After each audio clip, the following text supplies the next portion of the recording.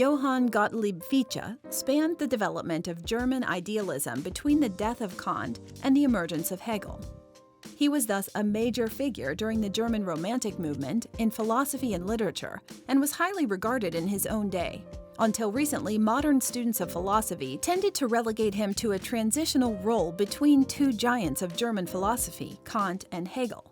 But today, Fichte has increasingly emerged as a great philosopher in his own right.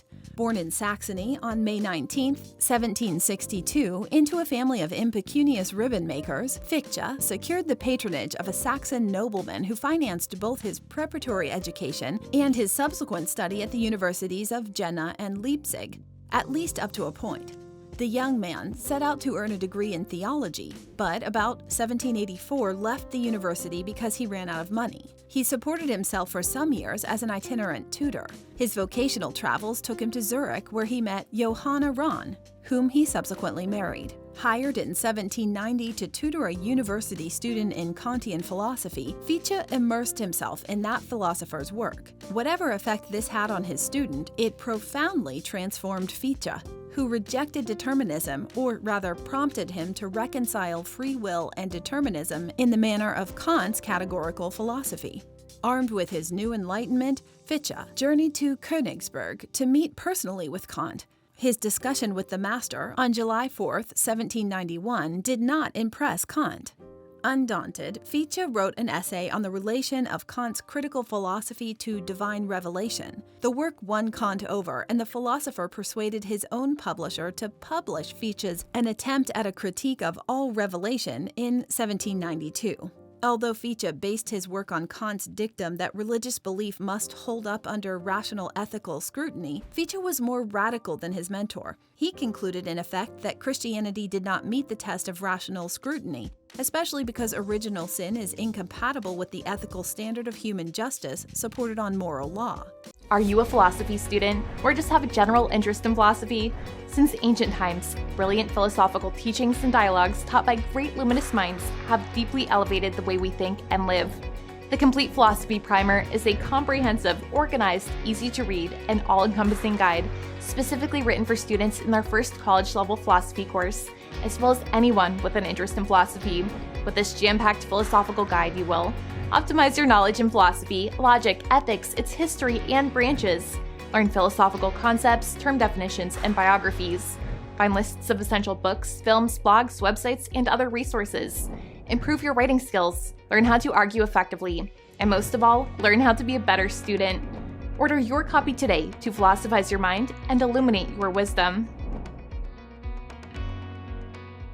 Continuing to support himself by tutoring, Fichte published Contribution to the Rectification of the Public's Judgment of the French Revolution, which cemented his reputation as a radical political philosopher. He married in October 1793 and accepted in May 1794 the chair of the philosophy department of the University of Jena. During his tenure at Jena, 1794 to 1799, Fichte wrote his most important works.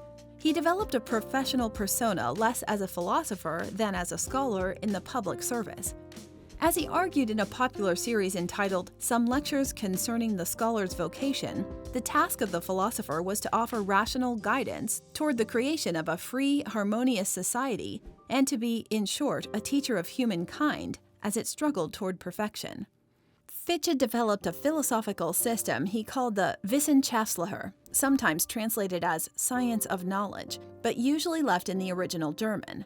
Thus, the translation of his 1975 exposition of his system was titled Foundations of the Entire Wissenschaftslehre. This book argued that all true philosophical thought must be grounded in epistemology and phenomenology. Experience, Fichte argued, rests on an absolutely unconditioned principle, namely, the I posits itself. In some ways, Fichte spent the rest of his career explaining and justifying his philosophical system, and one such work, The Vocation of Man, published in 1799, defined the human intellectual journey as a progress from doubt to knowledge, and from knowledge to faith. It was widely received as Fichte's most important literary work. In 1806, he attracted much attention with the publication of a series of lectures titled The Characteristics of the Present Age, which analyzed the Enlightenment, defining it in terms of general human intellectual evolution, but also noting that it fell short of the highest aspect of the life of reason, namely the attainment of rational belief in the divine order of the universe. Characteristics was followed, also in 1806, by The Way Towards the Blessed Life, exploring the possibility of a union between the finite self-consciousness and the infinite self, namely God. In 1810, Fichte assumed the chairmanship of philosophy faculty of the newly founded University of Berlin, of which he became rector the following year.